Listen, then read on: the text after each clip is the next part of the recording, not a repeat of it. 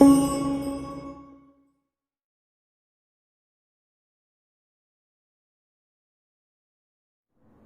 Students, अब आप समझिए कि ट्रांसक्रिप्शन के बाद हमने क्या पढ़ा। ट्रांसक्रिप्शन के जस्ट बाद हमने जो पढ़ा वो पढ़ा था tRNA molecule as a adapter molecule. अब हम लोग सब कुछ जानने के बाद जब सारा बैकग्राउंड जान गए ट्रांसलेशन के लिए, तो हम लोग ट्रांसलेशन के मैकेनिज्म पे चलते हैं। यानी आज का जो वीडियो लेक्चर है वो ट्रांसलेशन के लिए है। ट्रांसलेशन वही ट्रांसलेशन जो आप पढ़ते हैं, English to Hindi, Hindi to English, Sanskrit to Hindi, Hindi to Sanskrit, या कोई भी ट्रांसलेटर का बोलते हैं ट्रांसलेटर। मोदी साहब हिंदी में बोलते हैं, यूएनओ में भाषण देते हैं, कोई उसका जो ट्रांसलेटर होता है वो उसको वहां की भाषा में मतलब ट्रांसलेट करता है। तो यहां भी ट्रांसलेशन यही है, ठीक है, कि ट्रांसलेशन ये है कि एमआरएनए पे जो बेसिस का सीक्वेंस है उस सीक्वेंस को एमिनो एसिड के सीक्वेंस में रीड करना। मतलब एक आदमी एमआरएनए की भाषा बोल रहा है और दूसरा आदमी उसे एमिनो एसिड के लैंग्वेज में कन्वर्ट कर रहा है। This is called translation. This translation is nothing, it is transformation of, it is changing from one language of mRNA into another language of amino acids। यानी कि mRNA पे जो sequence है कोडोन का, बेसिस का, कोडोन तो आपने पढ़ ही लिया है, उसी कोडोन का अगर वहां पे AUG है mRNA पे, तो बस यहां पे उसको पढ़ा जाएगा मिथियोनीन। वहां पे अगर UUU है, यहां पे पढ़ा जाएगा फिनाइलएलेनिन, ठीक है। वहां पे अगर, ठीक है, CCC है, यहां पे पढ़ा जाएगा प्रोलीन, ठीक है। क्लियर है पॉइंट, ठीक है। वहां पे अगर मान लीजिए वहां पे अगर AAA है, यहां पे पढ़ा जाएगा लाइसिन, ठीक है। और वहां पे अगर GGG है तो यहां पे पढ़ा जाएगा ग्लाइसिन। यही तो है। तो क्या है, एक फॉर्म से दूसरे फॉर्म में ट्रांसफर करना।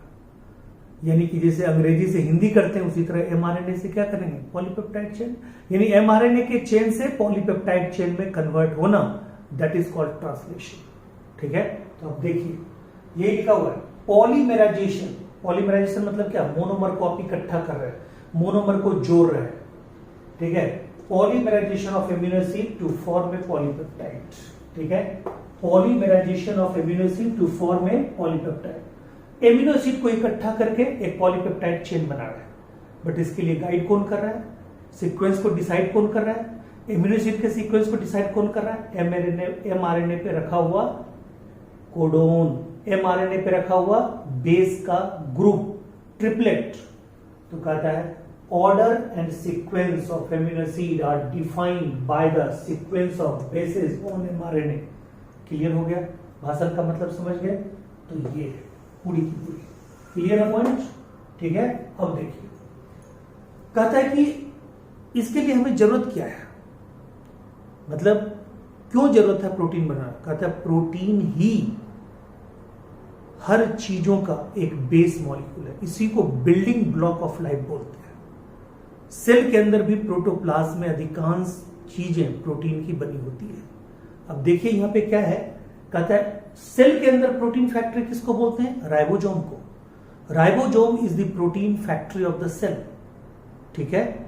ये राइबोसोम की कहानी आपको पता ही है। राइबोसोम यूनिवर्सल सेल ऑर्गेनेल है। राइबोसोम बैक्टीरिया में भी पाया जाता है, प्रोटिस्टा में भी पाया जाता है, फंजाई में भी पाया जाता है, प्लांटी में भी पाया जाता है, एनिमेलिया में पाया जाता है। हर किंगडम के हर सेल में राइबोसोम पाया जाता है। ये स्मॉलेस्ट सेल ऑर्गेनेल है, ये मेम्ब्रेनलेस सेल ऑर्गेनेल है, ये सबसे बाद में डिस्कवरी हुई है। इसको protein factory of the cell बोलते हैं, इस पे प्रोटीन का सिंथेसिस होता है। और कहीं कहीं प्रोकैरियोट्स में राइबोसोम कैटलिस्ट के रूप में भी काम करता है, इंजाइम के रूप में भी काम करता है, राइबोजाइम के रूप में काम करता है, और वो पेप्टाइड फॉर्मेशन को फैसिलिटेट करता है, खास करके 23S राइबोसोम।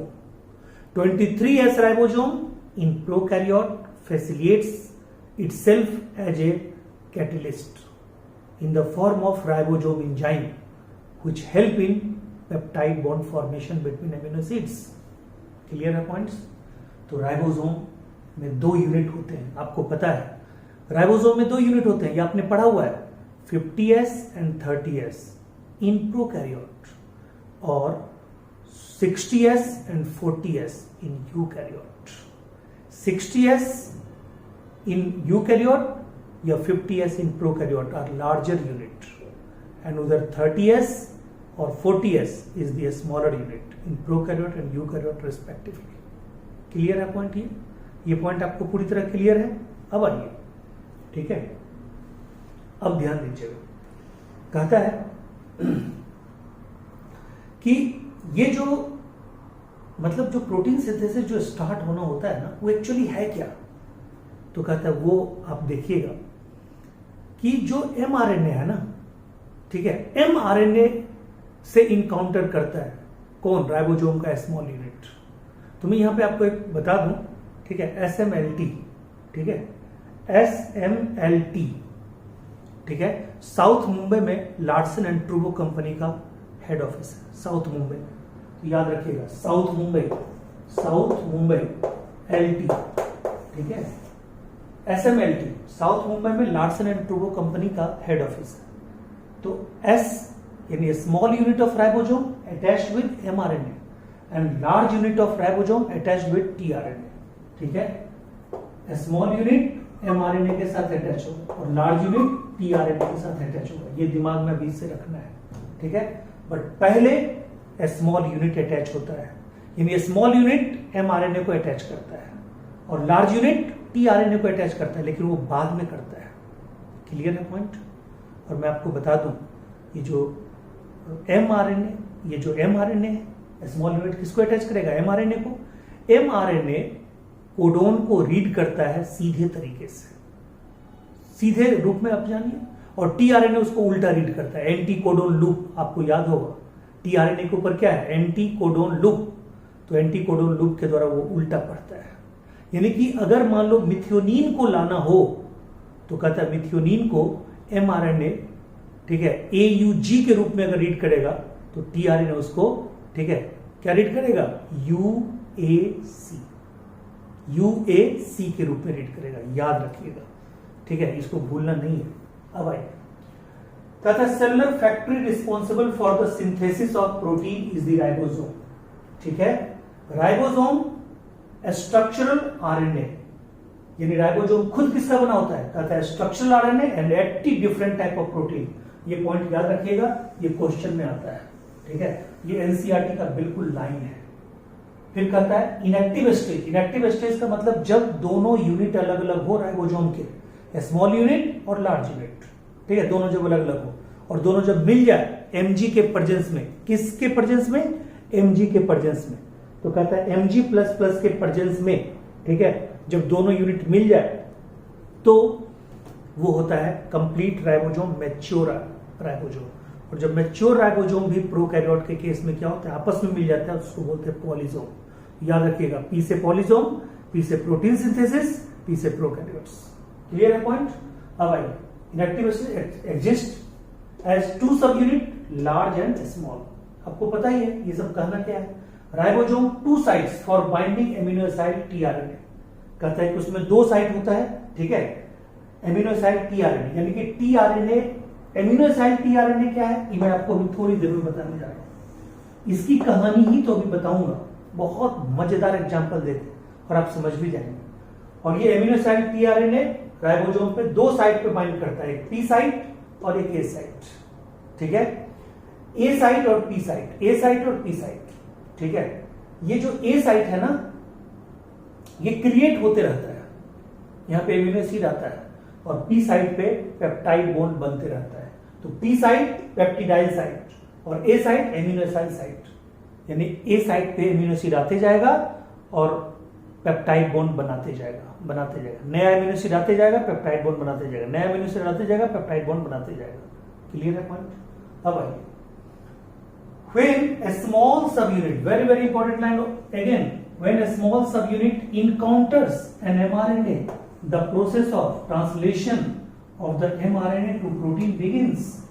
कहता है कि सिग्नल क्या है, प्रोटीन बनने का जो स्टार्टिंग पॉइंट है वो क्या है।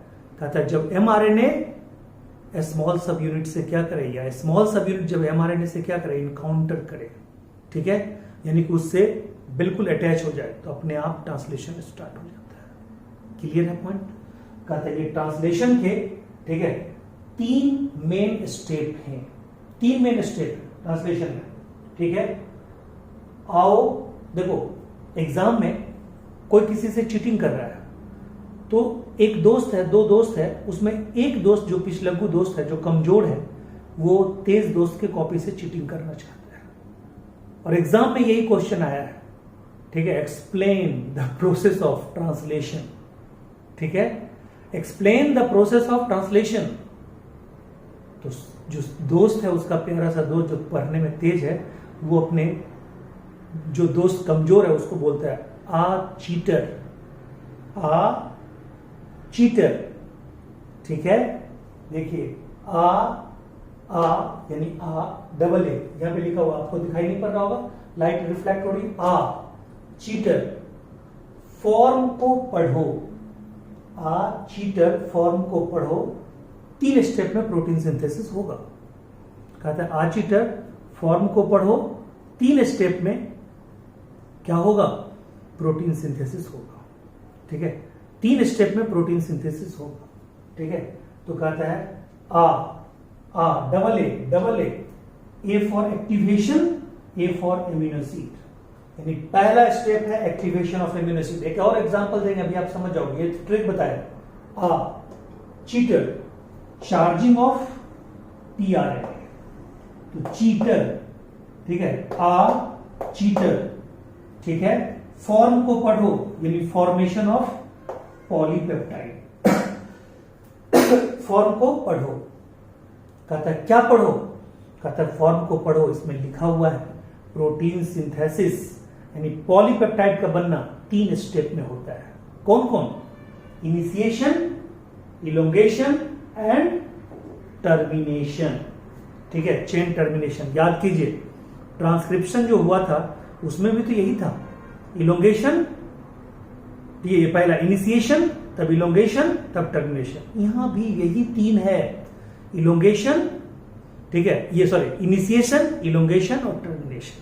तो देखिए मैं यहां पे एक एग्जांपल दे रहा हूं। सपोज किसी बंदे को एक बहुत बड़ा कोचिंग खोलना है, ओके, इंडिया के 20 इंपॉर्टेंट टीचर को जो एकदम टॉप लेवल पे, उसको बुलाना है, ठीक है, उसको बुलाना है। वो सब अपने अपने घर में पड़ा हुआ है, लॉकडाउन में सब चला गया। 20 टॉप मतलब टीचर का लिस्ट बनाया गया, क्लियर, 20 टॉप टीचर का लिस्ट बनाया गया।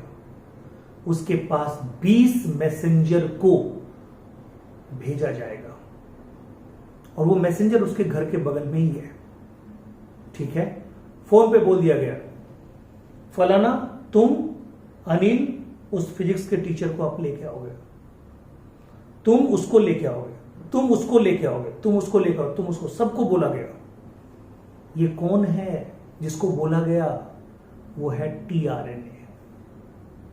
वो टीचर कौन है, एमिनो एसिड्स। और कोचिंग क्या है, कोचिंग का जो फॉर्मेशन होगा वो है पॉलीपेप्टाइड चेन, यानी कोचिंग का जो फैकल्टी टीम बनेगा that is equivalent to polypeptide chain. यानी उस पॉलीपेप्टाइड चेन फैकल्टी टीम के लिए क्या चाहिए, फैकल्टी चाहिए। सबसे पहले जब फोन जाएगा फैकल्टी को, कहा जाएगा कि आप कितने में डील फाइनल कर रहे हो, तो कहेगा $1,000 पर मंथ सपोज। तो बताइए, यानी सबसे पहले फैकल्टी से पैसे की बात की जाएगी। फैकल्टी इज इक्विवेलेंट टू, हमने क्या बताया, एमिनो एसिड, यानी सबसे पहले एमिनो एसिड को चार्ज किया जाता है। सबसे पहले एमिनो एसिड को एक्टिवेट किया जाता है, ठीक है, उसको बोलते हैं activation of amino acids, activation of amino acids, उसको बोलते हैं एक्टिवेशन ऑफ एमिनो एसिड्स, ठीक है। सबसे पहले उसी को एक्टिवेट किया जाता है, किससे? कौन है सेल के पास पैसे? सेल के पास एनर्जी करेंसी कौन है? एटीपी। तो एटीपी से एमिनो एसिड को चार्ज किया जाता है, उसको बोलते हैं एमिनो एसाइलेशन, ठीक है। क्या बोलते हैं? एमिनो एसाइलेशन, ठीक है। तो कहता है ये जो एमिनो एसाइलेशन होती है उसमें एमिनो एसिड प्लस एटीपी के द्वारा एमिनो एसिड को चार्ज कर दिया गया, यानी कि एक्टिवेट कर दिया गया, यानी activation of amino acid is the first step, ठीक है। Activation of amino acid is the first step in protein synthesis. Clear है पॉइंट? दूसरा, अब बताइए, वो जब डील फाइनल हो गया, उसको पैसे मिल गया, तो ये जो गया है एक एक मैसेंजर उसके घर पे बात करने, जो डील फाइनल करवाया, वो भी तो पैसा लेगा, वो भी तो पैसे लेगा। तो कहता है, इसने बोला कंपनी ने कि भाई तुम उसी से पैसे लोगे जिसको हमने पैसे दिए। तो कहता है, वो कहेगा आ जाओ तुम मेरे में हेल्प करो, मुझे रख लो या मुझसे अटैच हो जाओ। तो कहता है हर टीआरएनए के साथ जो एक्टिवेटेड एमिनो एसिड है वो टीआरएनए के साथ अटैच होगा। अब उसको बोलेंगे चार्जिंग ऑफ टीआरएनए, यानी टीआरएनए को भी पैसे मिल गया, चाहे उधर से मिले चाहे इधर से मिले। जो दलाल होता है उस दोनों तरफ से पैसे लेता है, ठीक है। Charging of tRNA. और अब क्या होगा, ठीक है, दलाल सारे फैकल्टी को जमा कर दिया, यहां पे सारे एमिनो एसिड को जमा कर दिया। अब पॉलीपेप्टाइड चेन का शुरू होगा, यानी पॉलीपेप्टाइड चेन का फॉर्मेशन शुरू होगा। उसमें सबसे पहले कौन आएगा, कौन फैकल्टी आएगा? जो डायरेक्टर बनने के लायक होगा, जिसमें मैनेजमेंट का भी गुण होगा, जो बच्चों को कन्विंस भी कर सके, जो पेरेंट्स को कन्विंस कर सके, जो बच्चों की काउंसलिंग कर सके, जो मैनेजमेंट को भी खुश कर सके। कहता वो है मिथियोनिन। सबसे पहले आएगा मिथियोनिन, यानी कि टीआरएनए मिथियोनिन आएगा, ठीक है। नॉन फॉर्मेलेटेड मिथियोनिन आएगा। याद कीजिए, फॉर्मेलेटेड मिथियोनिन किस में पाया जाता है? प्रोकैरियोट में। प्रोकैरियोट में formylated methionine is the initiating codon which is also known as GUG, यानी वेलिन। जीयूजी यानी वेलिन। और प्रोकैरियोट यूकैरियोट में क्या होता है? Methionine, non formylated methionine AUG is the initiating codon. सबसे पहले वही इनिशिएटिंग कोडोन आएगा, कोचिंग का स्टार्टिंग करेगा। इनिशिएटिंग कोडोन डायरेक्टर के रूप में कौन आया? मिथियोनिन, यानी methionine is the director of polypeptide chain group, ठीक है। वो आएगा और चेन शुरू होगा, यानी मिथियोनिन के द्वारा इनिशिएट किया जाएगा। इसलिए initiating codon, initiating tRNA, initiated tRNA किसको बोलते हैं? वो टीआरएनए जो मिथियोनिन को ला रहा है, मिथियोनिन को रीड करके ला रहा है। और मिथियोनिन को रीड करने के लिए टीआरएनए उसको क्या रीड करेगा? एयूजी को क्या रीड करेगा? यूएसी। क्या रीड करेगा? यूएसी। क्लियर है पॉइंट? और पहला स्टेप क्या होगा? इनिशिएशन। फिर क्या होगा? एमिनो एसिड आते जाएगा, जुड़ते जाएगा पेप्टाइड बॉन्ड के द्वारा, चेन लंबा होता जाएगा। 2 साइट राइबोसोम पे होगा, एक ए साइट और एक पी साइट। पी साइट पे पेप्टाइड बॉन्ड बनता चला जाएगा, ए साइट जो ब्लैंक होगा उस पे नया एमिनो एसिड आते जाएगा। वो खाली होता जाएगा, नया एमिनो एसिड आते जाएगा, खाली होता जाएगा, नया। याद कीजिएगा, ये एमआरएनए जो चेन है ना, एमआरएनए के एलोंग राइबोसोम मूव करता है। राइबोसोम यहां पे है, टीआरएनए एमिनो एसिड लाया, ठीक है, पेप्टाइड एंड पे, ठीक है, यहां पे पेप्टाइड बॉन्ड बना, ठीक है, बॉन्ड बना, फिर आगे बढ़ा राइबोसोम, फिर दूसरा आया, फिर आगे बढ़ा, फिर दूसरा तीसरा आया, फिर आगे बढ़ा, फिर चौथा आया। यानी मूवमेंट किसका होता है? राइबोसोम का। यानी प्रोटीन सिंथेसिस में राइबोसोम मूव करता है अलोंग विद एमआरएनए स्ट्रैंड। और टीआरएनए का काम है नए नए एमिनो एसिड को लाना, अलग अलग एमिनो एसिड को लाना, क्योंकि 20 तरह के टीआरएनए होता है, 20 तरह के अलग अलग एमिनो एसिड के लिए। बट इनिशिएटर टीआरएनए कौन होगा? जो मिथियोनिन को लाएगा। क्लियर है पॉइंट? तो आइए थोड़ा सा यहाँ पे देखें, कहता है व्हेन, स्मॉल ई तो हो गया, कहता है steps, 3 step, activation of amino acids, enzyme amino acyl tRNA synthesis. कहता है इसके लिए इंजाइम कौन है, enzyme amino acyl tRNA synthesis, इसको हम लोग E1 बोलते हैं। इसका कोडिंग क्या किए हैं, E1।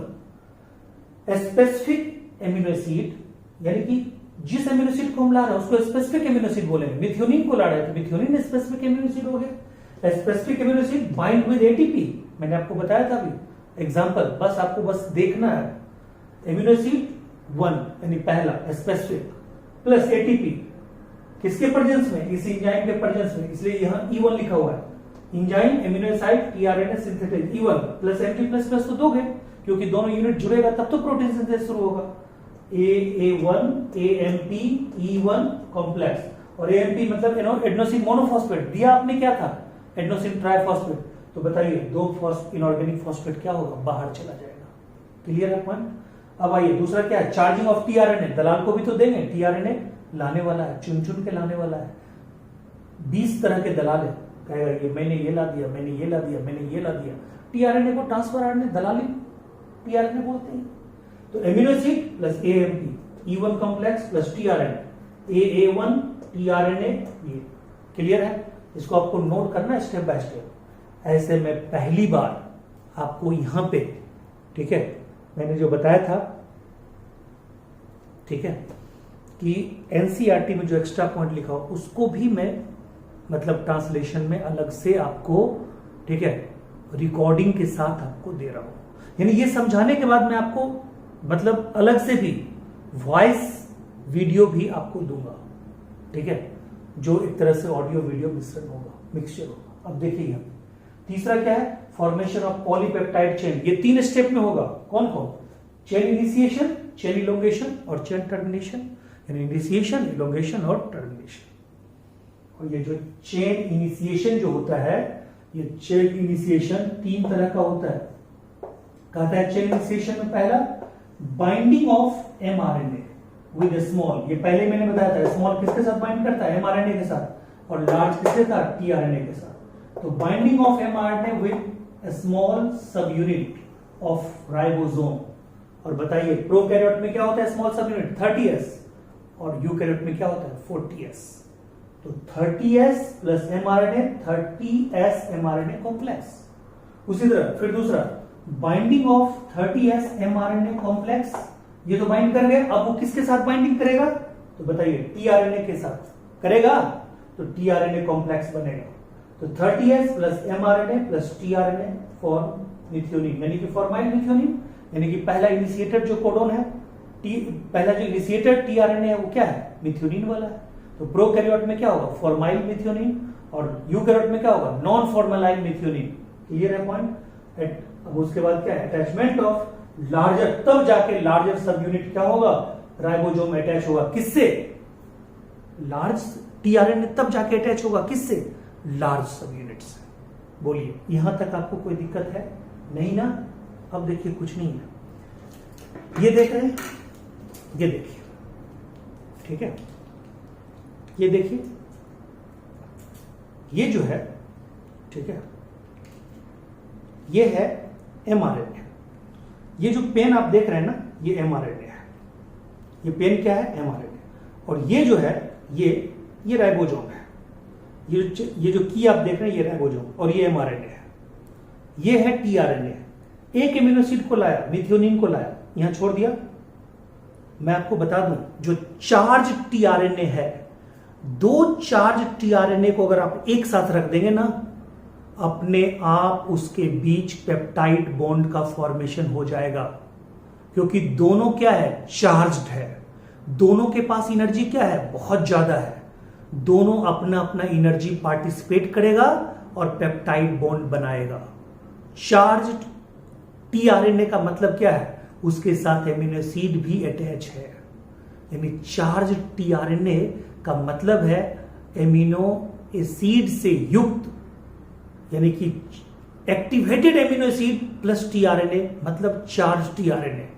2 चार्ज टीआरएनए को अगर आप रखेंगे, उसके बीच अपने आप पेप्टाइड बॉन्ड का फॉर्मेशन होगा। तो पहले आपने किसको लाया, इनिशिएटेड टीआरएनए को, जो किसको लाया, मिथियोनिन को लाया, मिथियोनिन को ले आया। ध्यान दीजिएगा यहां पे मिथियोनिन आ चुका, ये राइबोसोम है, इसके ए साइड पे मिथियोनिन आ गया, राइबोसोम थोड़ा सा आगे बढ़ा, ये राइबोसोम बढ़ा आगे, ये राइबोसोम आगे बढ़ा, ठीक है। फिर आया एलेनिन, मान लीजिए एलेनिन आ गया। अब बताइए पहले से मिथियोनिन है वो तो चार्ज्ड है, फिर कौन आया, एलेनिन, दूसरा चार्ज्ड एमिनो एसिड आ गया, टीआरएनए छोड़ के गया, ठीक है। यानी टीआरएनए एलेनिन को छोड़ के गया, अब 2 एमिनो एसिड चार्ज हो गया। तो बताइए दोनों के बीच कौन सा बॉन्ड बन जाएगा, पेप्टाइड बॉन्ड, यानी ये पेप्टाइड बॉन्ड, ठीक है, ये पेप्टाइड बॉन्ड यानी पी साइट, ठीक है। अब फिर राइबोसोम आगे बढ़ेगा, तो ए साइट आगे बढ़ा, फिर एमिनो एसिड आएगा, पी साइट पीछे रह गया, ए साइट पे फिर नया एमिनो एसिड आएगा, फिर पेप्टाइड बॉन्ड बन जाएगा, फिर आगे आएगा राइबोसोम, फिर क्या होगा, उसके ए साइड पे क्या आएगा, एमिनो एसिड आएगा, फिर पीछे पेप्टाइड बॉन्ड बन जाएगा पी साइड से, फिर राइबोसोम आगे जाएगा, फिर नया एमिनो एसिड आएगा, ठीक है, फिर क्या होगा, पेप्टाइड बॉन्ड बनेगा, ठीक है, पीछे पेप्टाइड बॉन्ड बनेगा, और फिर ए साइट उसका खाली हो जाएगा, फिर ऐसे करके बढ़ते बढ़ते और लास्ट में होगा, ठीक है, टर्मिनेटिंग कोडोन आएगा, स्टॉप कोडोन आएगा, जिसका नाम क्या है, UAA UGA UAA UAG UGA, वाह उज उजा, उन तीनों में कोई आएगा तो वहां पे एंड हो जाएगा। क्लियर है पॉइंट। और ये एंड होगा, लेकिन अब अभी यहां पे अभी थोड़ा सा ट्विस्ट है, कहता है एंड तो होगा, लेकिन वहां पे क्या होगा, कहता है कि ये जो 5 एंड, ये पूरा का पूरा जो अभी उन्होंने बताया, ये राइबोसोम मूव कहां पे किया है, ये राइबोसोम कहां पे मूव किया है, किसके अलोंग मूव किया है राइबोसोम, mRNA के अलोंग किया है। तो 5 प्राइम से 3 प्राइम के बीच में जो mRNA के ऊपर एमिनो एसिड जुड़ा है उसको बोलते हैं ट्रांसलेटेड रीजन। और mRNA के पहले और 5 प्राइम के पहले यानी हेड के पहले और 3 प्राइम के बाद जो बना है उसको बोलते हैं UTR, untranscribed untranslated region, UTR, ठीक है। यानी कि flanks between 5 prime to 3 prime is the original protein chain, polypeptide chain. Clear है। तो this is all about your translation process. But मैं अभी आपको एक लिखा हुआ नोट्स दूंगा, ठीक है, इसी वीडियो लेक्चर में, जिसको मैं एक्सप्लेन भी करूंगा अपने आवाज के द्वारा, ठीक है। तो वो भी आपका लगभग 10 से 15 मिनट का होगा, और हो सकता है एनसीईआरटी का कुछ लाइन भी मैं आपको पढ़ के डिट्टो बताऊं, क्योंकि इसमें एनसीईआरटी का लाइन भी आपको पूछेगा। वैसे एनसीईआरटी के सारे लाइन को मैंने डिस्कस कर दिया है, तो मैं वो लिखा हुआ दे दूंगा, यानी कि इसमें मैं 10 मिनट का और लिखा हुआ वीडियो ऐड करने जा रहा हूं, ठीक है। तो वेट कीजिए, और इसके बाद आपका हम जो वीडियो डालेंगे वो डालेंगे ये जीन रेगुलेशन तो हो ही गया, मैं डालूंगा डीएनए फिंगरप्रिंटिंग का या ह्यूमन जीनोम प्रोजेक्ट का, ठीक है। तो आगे अभी पहले जो हम एक्सप्लेन करने जा रहे, जो लिखा हुआ है बहुत अच्छे तरीके से, उस पेज को भी मैं अटैच कर रहा हूं इस वीडियो में, और वो भी 10 से 12 मिनट का वीडियो है, उसको भी आप इसी के साथ ऐड कीजिएगा, और हमें लगता है कि आप समझ गए होंगे अच्छे से। Thank you so much students. अब आप देखिए कि मैंने जो आपको अभी बोर्ड पे जो आपको ट्रांसलेशन का पूरा मैकेनिज्म बताया, उसके बाद मैंने बोला था आपको कि रिटेन में एक पेज तैयार किया गया है, उस पेज में कुछ एक्स्ट्रा पॉइंट है, उसको मैं आपके सामने रखूँगा, ठीक है। तो वो पेज के एक्स्ट्रा पॉइंट को मैं आपके सामने रखने जा रहा हूँ, जो ट्रांसलेशन से ही रिलेटेड है और एनसीईआरटी से थोड़ा अलग है, जिससे आपको एनसीईआरटी से अलग एक भी क्वेश्चन मिस नहीं होगा। तो देखिए सबसे ऊपर में जो पॉइंट है आपका ट्रांसलेशन वाला, ठीक है, वो प्रोकैरियोट में ट्रांसलेशन जो होगा वो साइटोप्लाज्म में होगा, और यूकैरियोट में जो होगा वो साइटोप्लाज्म में भी होगा, माइटोकॉन्ड्रिया में भी होगा, प्लास्टिड में भी होगा। ये राइबोसोम 70S जो राइबोसोम होते हैं वो कहाँ पाए जाते हैं, वो पाए जाते हैं प्रोकैरियोट, और जो 80S राइबोसोम होते हैं वो कहाँ पाए जाते हैं, यूकैरियोट में। ये आप लिखा हुआ देख रहे हैं, ठीक है। और जो आपका ऊपर गया वो वही लिखा हुआ था, translation in prokaryote only in cytoplasm, in eukaryote in cytoplasm, mitochondria and plastids both, मतलब ऑल। ये 70s राइबोसोम जो है उसमें आप देखिए 20 उसके जो और फ्रेगमेंट है वो है 23S ribosomal RNA, 5S ribosomal RNA plus 60S ribosomal RNA. ये 16S ये 30S होता है, ये 30S का फ्रेगमेंट है, और जो 50S होता है उसका 23S और 5S है। ठीक है, इधर आपको जो 80S है ये यूकैरियोटिक राइबोसोम।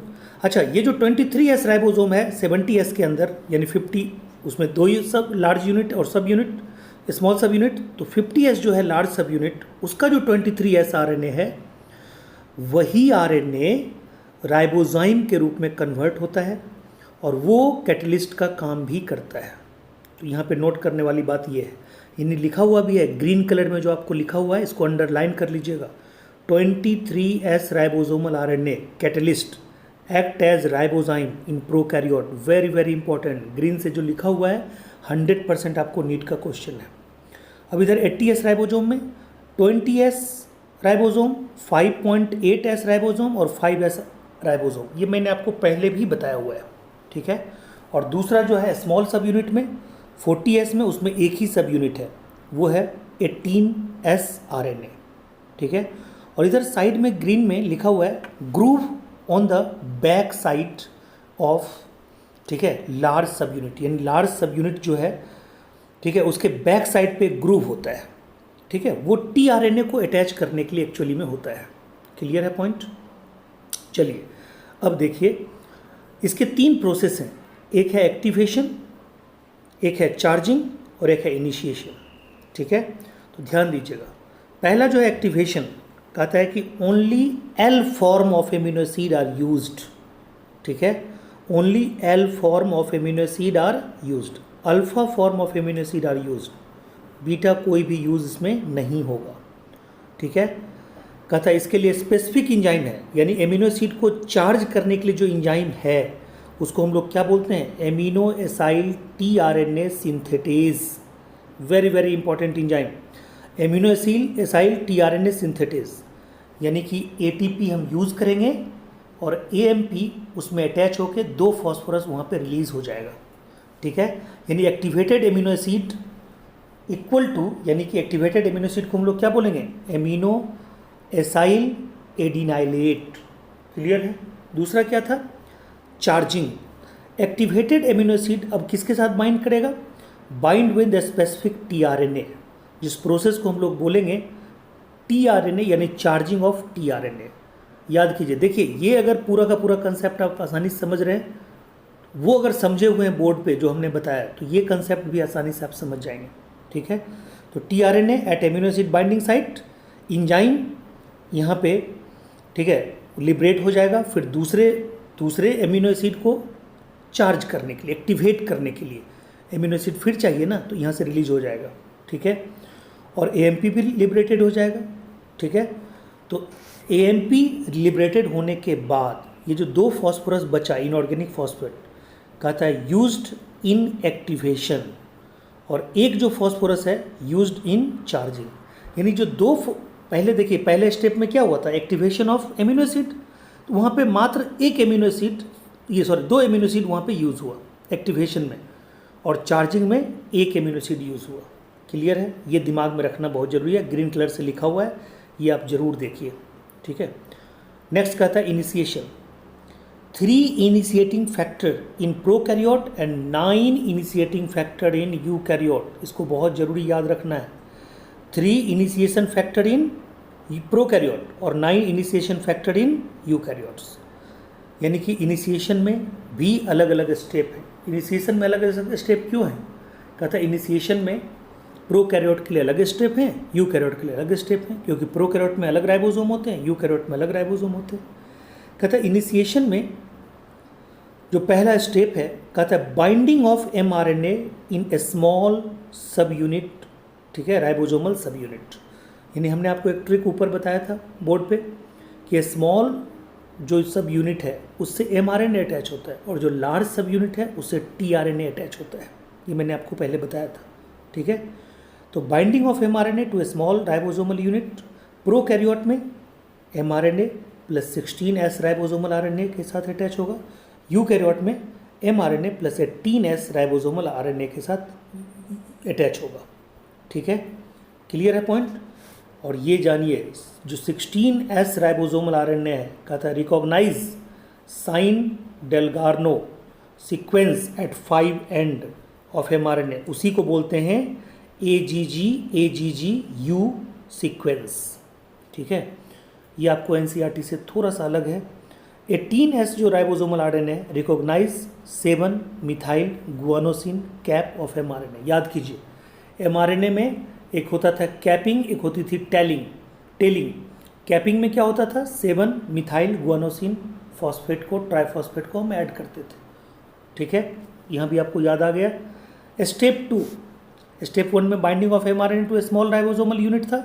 स्टेप 2 में कहता है binding of mRNA ribosomal complex with, ठीक है, इनिशिएटेड टीआरएनए। इनिशिएटेड टीआरएनए कौन सा है, जो मिथियोनिन को लाता है एट पी साइट। और मिथियोनिन को कहाँ पे लाएगा, पी साइट पे लाएगा, जहाँ से पेप्टाइड बॉन्ड बनना है।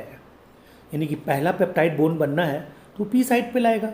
ठीक है, स्टेप 3 बाइंडिंग ऑफ लार्ज सब यूनिट, ठीक है, इन ए स्मॉलर सब यूनिट। यानी कि वो दोनों का जो स्मॉलर सब यूनिट अब जाके ये जो लार्ज सब यूनिट है स्मॉलर सब यूनिट से जुड़ेगा। और किसके प्रेजेंस में जुड़ेगा, Mg++ के प्रेजेंस में जुड़ेगा।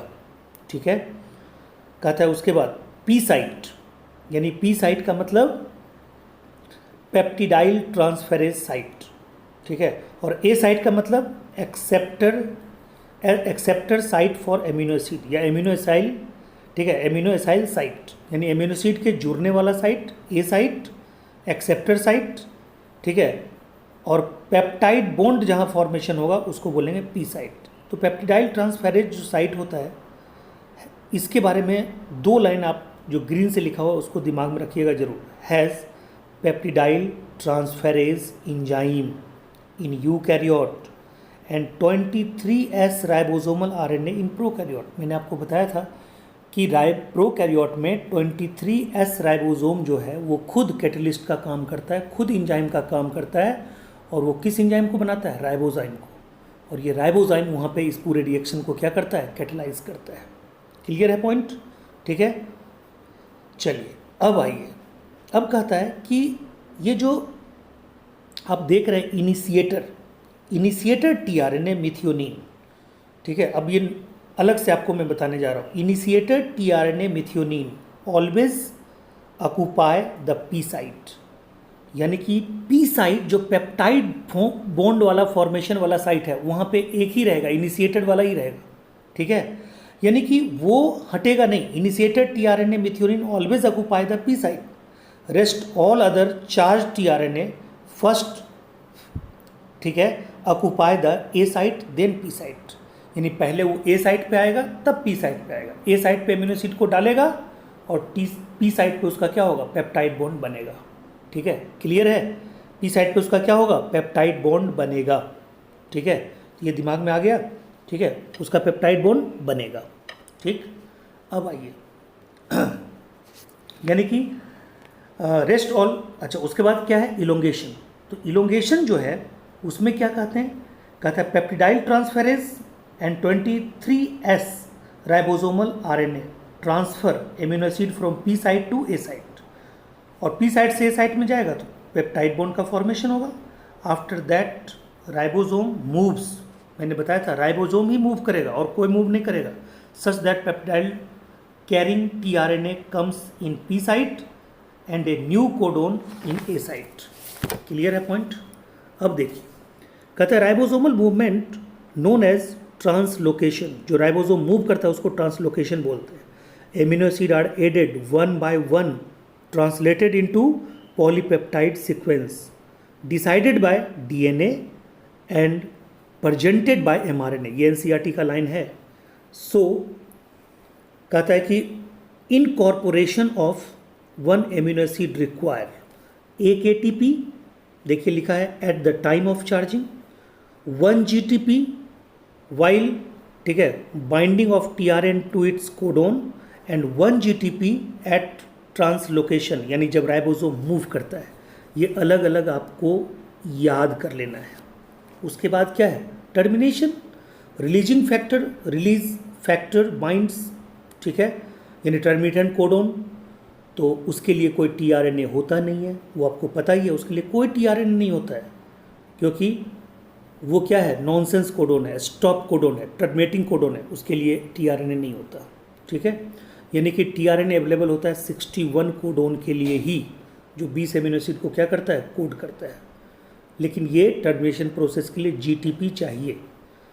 Polypeptide chain carefully transferred via groove of large सब यूनिट, लार्ज सब यूनिट में क्या बोले थे, ग्रूव होता है, वहाँ से पॉलीपेप्टाइड चेन, ठीक है, क्या होता है, रिलीज हो जाता है और एक नया पॉलीपेप्टाइड चेन बन के आपके सामने प्रेजेंट हो जाता है।